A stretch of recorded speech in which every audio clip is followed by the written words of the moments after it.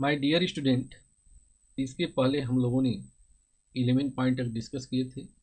आज हम 12 पॉइंट भी डिस्कस हुआ था। आज हम 13 पॉइंट से स्टार्ट करेंगे। Energy stored in capacitor, energy density, dielectric polarisation, ये हमें डिस्कस करना है। माय डियर स्टूडेंट, ये जो है 13 पॉइंट एनर्जी स्टोर्ड इन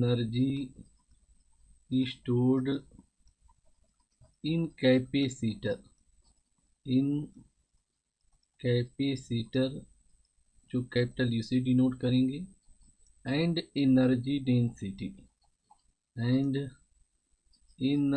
डेंसिटी जिसे हम स्मॉल यू से डिनोट करते हैं। किसी भी कैपेसिटर को जब हम चार्ज करते हैं तो जो वर्क होता है वही क्या होती है, एनर्जी स्टोर्ड इन कैपेसिटर होता है। The total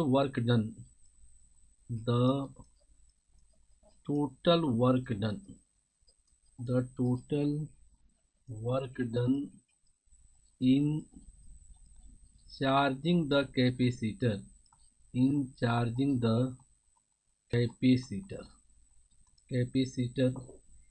stored in the energy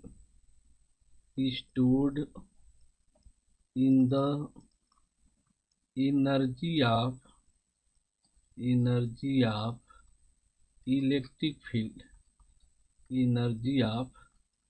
electric field between the plate of capacitor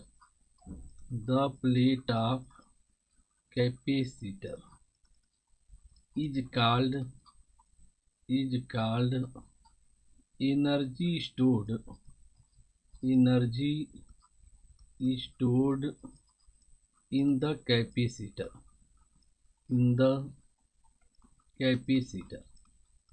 किसी भी कैपेसिटर को चार्ज करने में जो वर्क करते हैं वह एनर्जी किस रूप में स्टोर्ड होती है, in form of electric field, उसी को हम एनर्जी स्टोर्ड इन कैपेसिटर कहते हैं।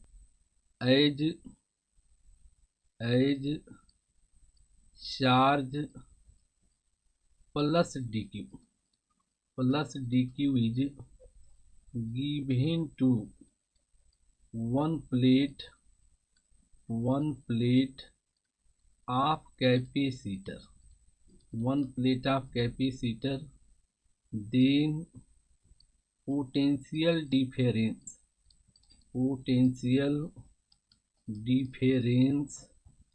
between the plates becomes V।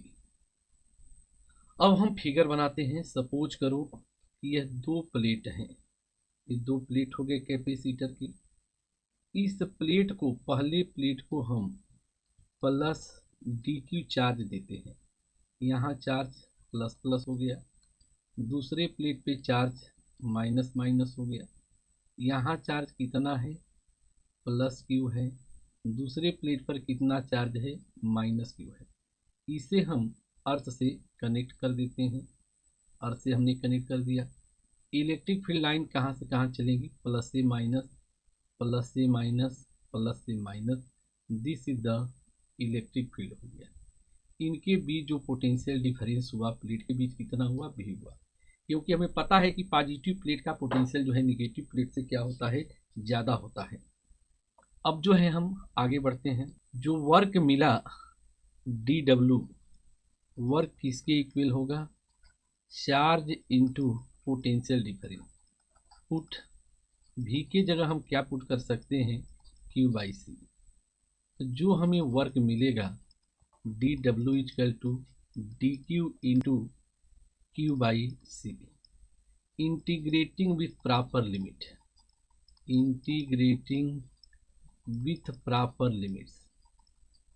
Limits के साथ हम इंटीग्रेट करते हैं।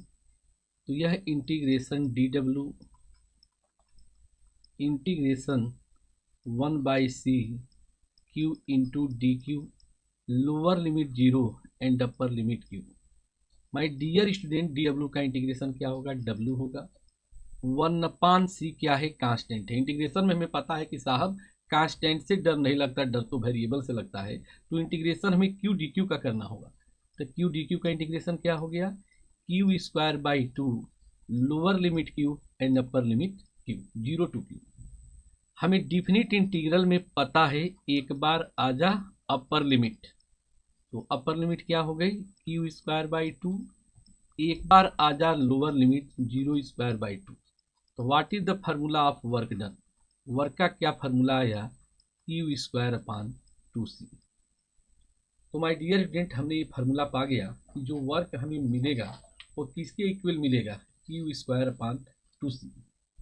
यह वर्क हमें मिल गया। यह वर्क क्या है, this work is stored in form of, this work is stored in the form of electric field, in form of electric field between the plates of capacitor, between the plates of capacitor, that is, यही जो है potential energy है, जो potential energy है वह work के equal होती है। अब हम आगे चलते हैं।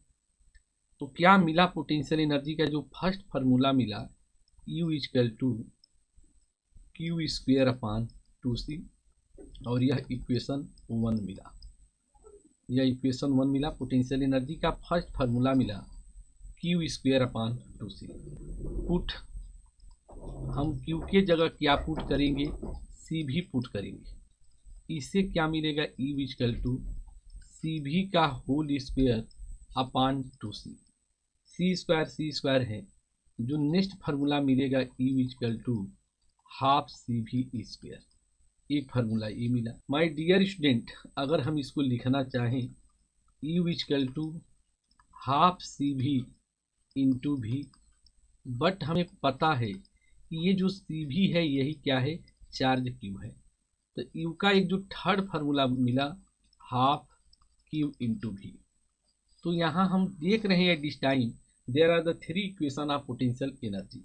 हेंस हम क्या फार्मूला याद रखेंगे, यू इक्वल टू, जो फर्स्ट फार्मूला है half Q into V, second formula है half C V square, third formula याद रखेंगे क्यू स्क्वायर अपान 2c। तो my dear student, potential energy के कितने फार्मूले हैं, 3 फार्मूले हैं, और यही वीवीआईपी है, बहुत बहुत इंपॉर्टेंट है। सपोज करो इसे हम इक्वेशन 2 लिख सकते हैं। तो इस प्रकार हमने पोटेंशियल एनर्जी के फार्मूले का डेरिवेशन किया। अब जो है हम नेक्स्ट पॉइंट एनर्जी डेंसिटी क्या होती है वह डिस्कस करते हैं। एनर्जी डेंसिटी को हम स्मॉल यू से डिनोट करते हैं। एनर्जी डेंसिटी क्या है, the energy stored per unit volume, the energy stored per unit volume is called energy density denoted by small u। तो स्मॉल यू क्या मिला, यहाँ हम देखेंगे जो एनर्जी डेंसिटी है, potential energy u upon volume. हम लिखना चाहें तो यू अपान वॉल्यूम हो गया A into D, where A is area of plate, area है, डी जो है प्लेट के बीच का क्या है, सेपरेशन है। हमें पता है कि एरिया इंटू डिस्टेंस क्या होता है, वॉल्यूम होता है। इसे हम लिख सकते हैं what is the small you, small you जो मिलेगा 1/AD, यू की वैल्यू क्या है, half C V square. For parallel plate capacitor,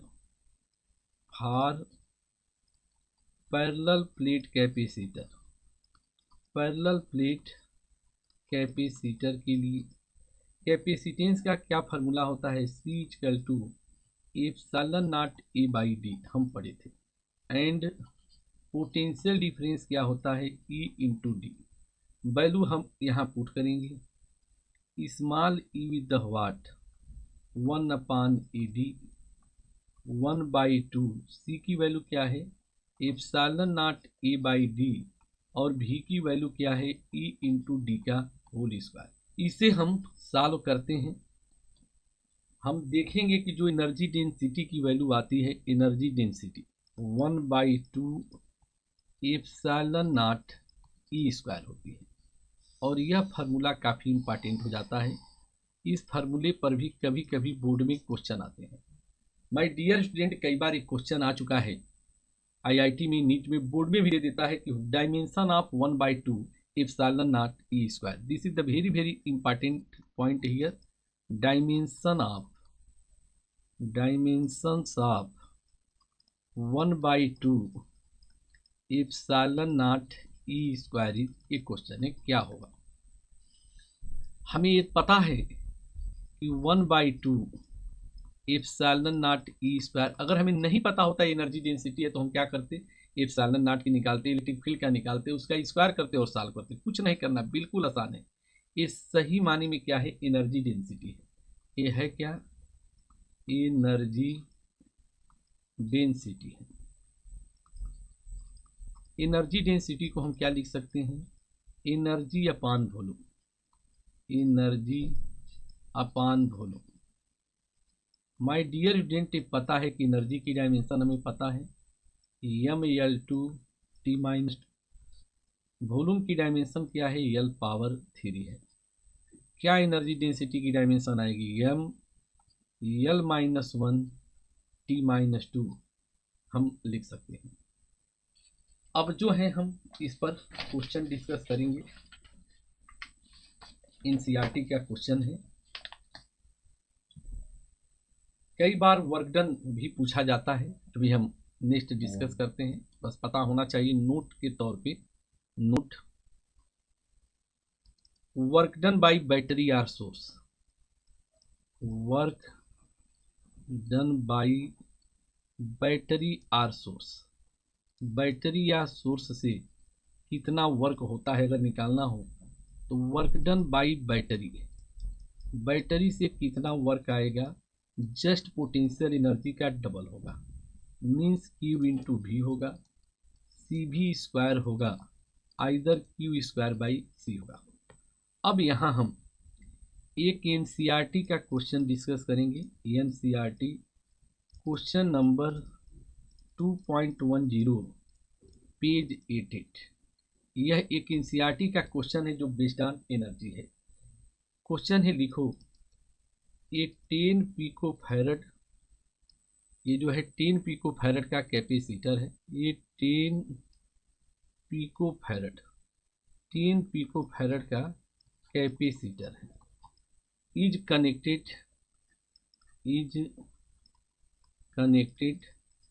ये कनेक्टेड हो रहा है to 50 volt battery, to 50 volt battery, 50 volt battery से कनेक्ट हो रहा है। How much electrostatic, how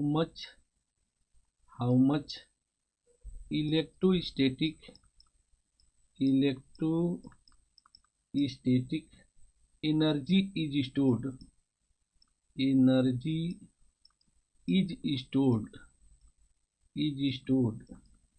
in the capacitor, in the capacitor. This is the question.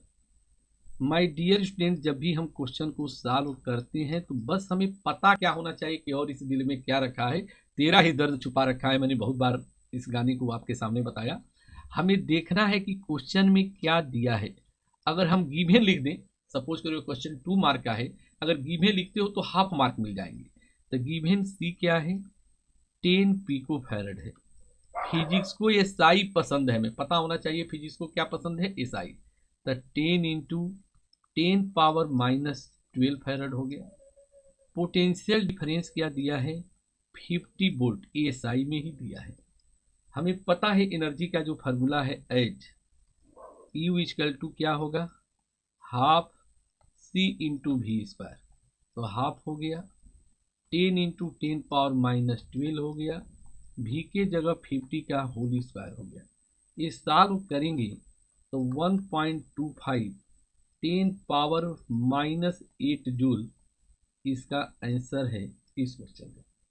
इस प्रकार माय डियर स्टूडेंट हमने एनर्जी जो था कंप्लीट कर लिया। अब जो है एनर्जी का लॉस भी होता है कैपेसिटर में, वो एक सिंपली हम डिस्कस करते हैं, सिर्फ न्यूमेरिकल के लिए है, फॉर न्यूमेरिकल हमें जानना है, फॉर न्यूमेरिकल है, एनर्जी लॉस इन कैपेसिटर हमें निकालना है। तो this part is only for numerical है, energy loss in capacitor. My dear student capacitor में एनर्जी लॉस हमें निकालना है।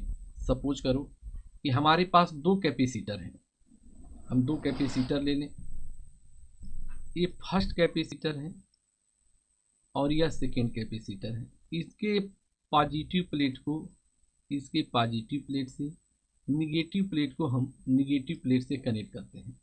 इसका कैपेसिटेंस C1 है, पोटेंशियल V1 है, कैपेसिटेंस C2 है, पोटेंशियल V2 है। अब इनको हम कनेक्ट कर देते हैं, चार्ज फ्लो होगा। चार्ज जब तक फ्लो होगा जब तक कि दोनों के पोटेंशियल सेम नहीं हो जाते हैं। कनेक्शन के बाद हम देखेंगे कि ये कैपेसिटर फर्स्ट है, ये कैपेसिटर सेकेंड है। अब ये चार्ज कहाँ से कहाँ फ्लो करेगा, सपोज करो V1 ग्रेटर देन V2 है। चार्ज हाई पोटेंशियल से लो पोटेंशियल में तब तक फ्लो करेगा जब तक कि दोनों के चार्ज सेम नहीं हो जाते हैं। सपोज करो यहाँ पोटेंशियल सेम हो गया, this is known as the common potential. Charges हो गए Q1 डैश भी और चार्जेज हो गया Q2 डैश पोटेंशियल भी। तो फ्रॉम कंजर्वेशन ऑफ चार्ज कि जो इनिशियल चार्ज है वही फाइनल होना चाहिए। Q1 plus Q2 equal to Q1 dash plus Q2 dash. My dear student यहाँ देखेंगे C1 V1 plus C2 V2 equal to C1 V plus C2 V। अब जो है हम आगे बढ़ते हैं, हमें मिलेगा common potential. Common potential, common potential का क्या फार्मूला यहाँ मिलेगा, हमें याद करना है डायरेक्ट इस फार्मूले को। C1 V1 plus C2 V2 upon C1 plus C2, this is the common potential. एक कॉमन पोटेंशियल है जो काफ़ी इम्पॉर्टेंट है। लॉस इन पोटेंशियल एनर्जी निकालेंगे। चार्ज कितना हो गया आल्सो, जो चार्ज Q1 डैश हुआ C1 भी, और जो दूसरे कैपेसिटर पे चार्ज स्टोर्ड होगा वह C2 भी होगा। Loss of energy, loss of energy, energy का लॉस कितना हुआ, डेल्टा यू। डेल्टा यू किसके बराबर होगा, U initial minus U final. My dear student delta U equal to half C1 V1 square half C2 V2 square. इसके बाद दोनों capacitor same हो गए थे, 1/2 C1 plus C2 into common potential का होल स्क्वायर। अब हम V की वैल्यू पुट करके और सॉल्व करेंगे तो यह रिजल्ट हमें याद रखना है।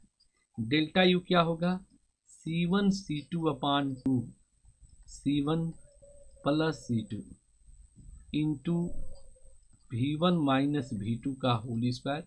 This is the very very important formula. तो आप इसे डिराइव करने की ज़रूरत नहीं है, आप इसे याद रखेंगे। इस पर जो है सीधे सीधे डायरेक्ट क्वेश्चन जो है बोर्ड में पूछे जाते हैं, वह हमें याद रखना है। This is the directly asking your board examination. बाकी इसे हमें डिराइव करने की कोई ज़रूरत नहीं होती है। अब हम आगे बढ़ेंगे, इस पर सीधे सीधे जो क्वेश्चन हैं बोर्ड में आ जाते हैं। तो माय डियर स्टूडेंट अब जो है एक क्वेश्चन हम करते हैं जो एनसीईआरटी का क्वेश्चन है, काफ़ी इंपॉर्टेंट क्वेश्चन है जो हमें जानना जरूरी है। एनसीईआरटी क्वेश्चन नंबर 2.11 पेज 88 पर एक क्वेश्चन है जिसे हम डिस्कस करेंगे। ये 600 पिको फैरड, ये 600 पिको फैरड है। Capacitor is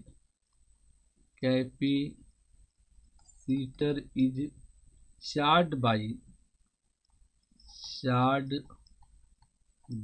a 200 volt supply, 200 volt supply से चार्ज हुआ। इट इज देन डिसकनेक्टेड, उसके बाद इसे हम डिस्कनेक्ट कर दिए from the supply, from the supply and is connected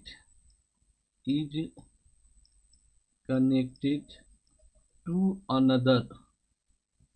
another uncharge 600 picofarad capacitor. How much electrostatic, how much electrostatic energy is lost in the process. Question में है कि कितना एनर्जी का लॉस हुआ। इस क्वेश्चन में क्या दे रखा है अगर हम देखें, अब हम बात करते हैं इसके सॉल्यूशन की। कितना दिया है कैपेसिटर, देखें गिवन एक किस्मत कनेक्शन है कि C1 और C2 क्या दिया है, 600 पिकोफैरड दिया है। पिकोफैरड को हम चाहें 10⁻12 से मल्टीप्लाई कर दें, फैरड में बदल जाए, हो गया। इसको लिखना चाहें तो 6 × 10⁻10 फैरड लिख सकते हो। V1 दिया है 200 वोल्ट, V2 क्या है 0 है क्योंकि अनचार्ज है। लॉसिंग एनर्जी में कितना लॉस होगा, तो delta U equal to C1 C2 upon twice C1 + C2 into V1 - V2 का whole square. My dear student value put करो, 6 × 10⁻10 6 × 10⁻10 अपॉन 2 6 × 10⁻10 प्लस 6 × 10⁻10 इंटू 200 - 0 का होल स्क्वायर।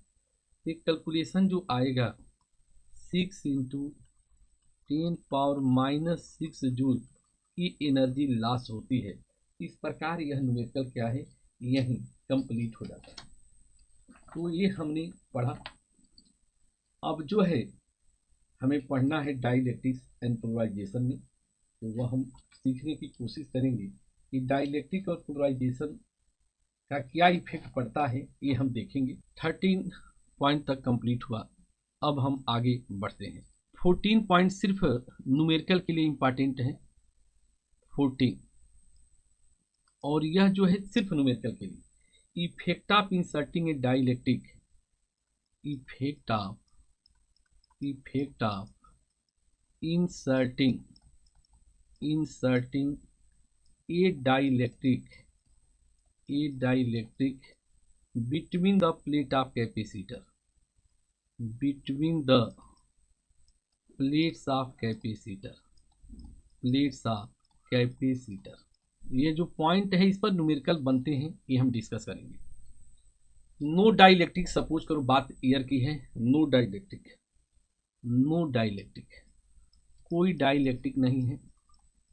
बात हम करते हैं इन एयर। कैपेसिटर हम बना लेते हैं, पैरेलल प्लेट कैपेसिटर है। ये एक प्लेट है पैरेलल प्लेट कैपेसिटर की, ये दूसरी प्लेट है कैपेसिटर की, बन गई दूसरी प्लेट। इसको हम क्या करते हैं, एक बैटरी से कनेक्ट कर देते हैं, कर दिया गया बैटरी से। इस प्लेट पर कैसा चार्ज है, प्लस चार्ज है। इस प्लेट पर माइनस चार्ज है। ये चार्ज क्या है, इनिशियल Q0 है। यहाँ जो चार्ज देखेंगे क्या होगा, -Q0 है। इसके प्लेट के बीच की डिस्टेंस D है, एरिया A है, ये डिस्टेंस D है। तो इन एयर में क्या हम फार्मूला देखेंगे, capacitance in air ε0 A/D, charge on plate in air C0 V0, potential energy U0 is what, half C0 V0 square, and electric field in air E0 is equal to V0/D। ये basic फार्मूले हैं जो हमें पता है। अब यहाँ दो केसेस बनते हैं। There are two cases. Case first with dielectric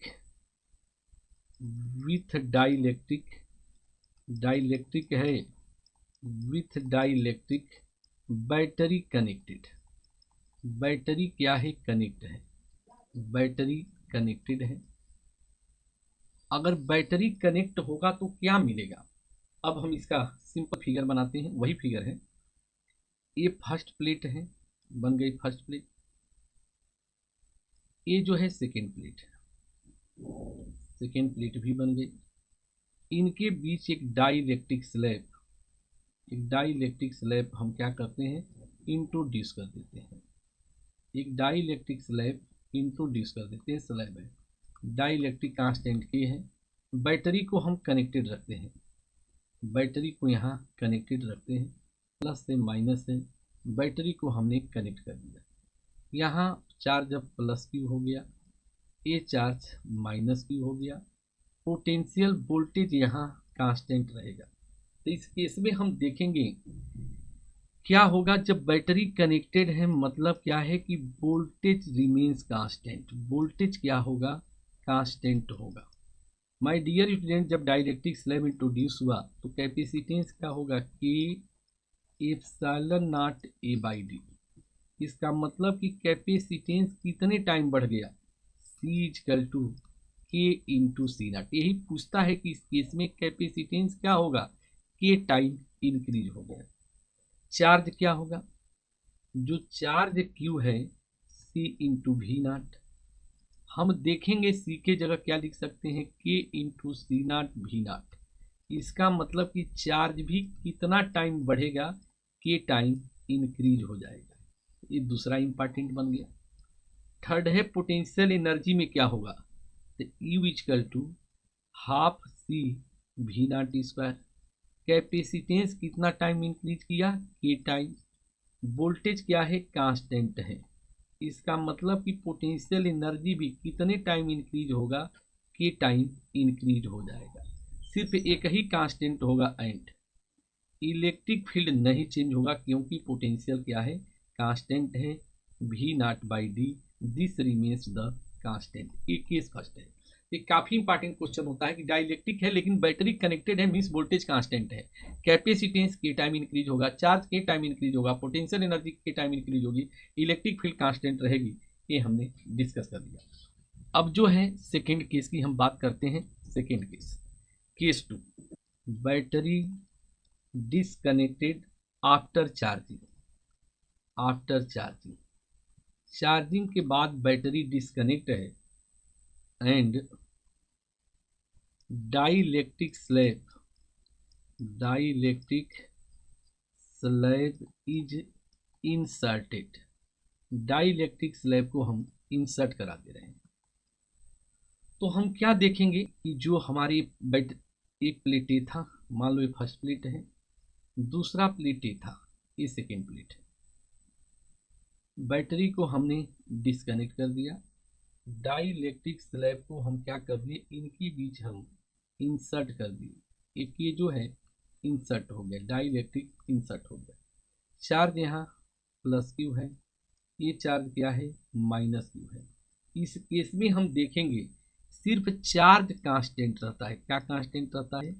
charge is constant. Charge में कोई चेंज नहीं होगा।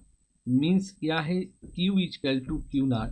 चार्ज जो है सेम रहेगा। ये तो फर्स्ट केस हो गया कि चार्ज जो रहेगा क्या रहेगा? सेम रहेगा। अब हम बात करते हैं कैपेसिटेंस का। C इक्वल टू के epsilon nought A by D. इसका मतलब कैपेसिटेंस कितना इंक्रीज होगा? के टाइम इंक्रीज हो जाएगा, कैपेसिटेंस भी बढ़ेगा। पोटेंशियल क्या होगा? V equal to Q by C. Charge constant है, कैपेसिटेंस के टाइम इंक्रीज हुआ, मीन्स यहाँ पोटेंशियल क्या है? 1/k हो जाएगा, यानी पोटेंशियल यहाँ डिक्रीज होगा। पोटेंशियल एनर्जी अगर हम देखें तो यू क्या होगा? U इजकल टू, बात है potential energy U, 1/2 C into V square. तो 1/2 K into C naught, potential decrease हो रही है, इसका मतलब पोटेंशियल एनर्जी क्या हो जाएगा, U नाट बाई के, यानी पोटेंशियल एनर्जी भी डिक्रीज होगी। लास्टली हम देखते हैं electric field, E equal to V by D. हम देखेंगे पोटेंशियल क्या हो गया, V naught upon K into D, इसका मतलब फील्ड भी क्या होगा, डिक्रीज होगा, E नाट बाई के। इस प्रकार ये दोनों केस क्या होते हैं, कंप्लीट होते हैं, जिनको हमने बड़ी अच्छे तरीके से समझने की कोशिश किया। अब जो है हम dielectric and polarization last property है, जिसको थोड़ा सा डिस्कस करेंगे और उसी के साथ जो है ये चैप्टर क्या होगा, कंप्लीट होगा। तो इसका पर डायरेक्ट न्यूमेरिकल आते हैं, आप याद रखना। चैप्टर का लास्ट पॉइंट 15 पॉइंट है, बेसिक पढ़ना है। 15 point, dielectric and polarization, dielectric and polarization. हमने डाइलेक्ट्रिक अभी देखा कि ऐसे मटेरियल हैं जो कैपेसिटेंस को क्या करते हैं, इंक्रीज करा देते हैं। तो लास्ट पॉइंट है non conducting material, non conducting material, non conducting material. Non conducting material में क्या आएगा, ग्लास, पेपर, प्लास्टिक। ग्लास हो गया, पेपर हो गया, प्लास्टिक हो गया, ETC इन नॉन कंडक्टिंग है। Are polar molecule, are polar molecule, polar molecules, जैसे HCl, H2O, HCl, H2O, ETC are non polar molecules, non polar molecules, जैसे O2, H2, ETC। ये क्या होते हैं, are introduced between the plates of capacitor, plates of capacitor. हम क्या देखते हैं, देन इट्स कैपेसिटेंस इंक्रीजेज, इनके कैपेसिटेंस क्या होते हैं, इंक्रीज कर जाते हैं, इंक्रीज कर जाते हैं, कॉल्ड डाइलेक्ट्रिक। ऐसे मटेरियल ही क्या कहलाते हैं, डाइलेक्ट्रिक्स कहलाते हैं। अब यहाँ हम देखेंगे डाइलेक्ट्रिक कांस्टेंट क्या होता है। डाइलेक्ट्रिक कांस्टेंट, डाइलेक्ट्रिक कांस्टेंट को हम K से डिनोट करते हैं, the ratio of capacitance in medium, medium में कैपेसिटेंस ले लें, to the capacitance in air. यह रेशियो जो है डाइलेक्ट्रिक कांस्टेंट मीन्स जो C मीडियम में होगा, C इन मीडियम, मीडियम से कैपेसिटेंस कितने टाइम इंक्रीज होता है, K टाइम इंक्रीज होता है, ये हमने डिस्कस किया, ये हमने पढ़ लिया। अब जो है एक बेसिक बात, पोलराइजेशन होता क्या है, बस हमें जानना है कि पोलराइजेशन होता क्या है। तो माय डियर स्टूडेंट, हम लोग डिस्कस करेंगे पोलराइजेशन, बस बेसिक कंसेप्ट जानना है पोलराइजेशन। पोलराइजेशन में हम लिख सकते हैं, इसे वेक्टर से भी दिखाते हैं, पोलराइजिंग वेक्टर। पोलराइजिंग वेक्टर को हम P वेक्टर से डिनोट कर सकते हैं। Dipole moment induce, dipole moment induced per unit volume is called polarisation.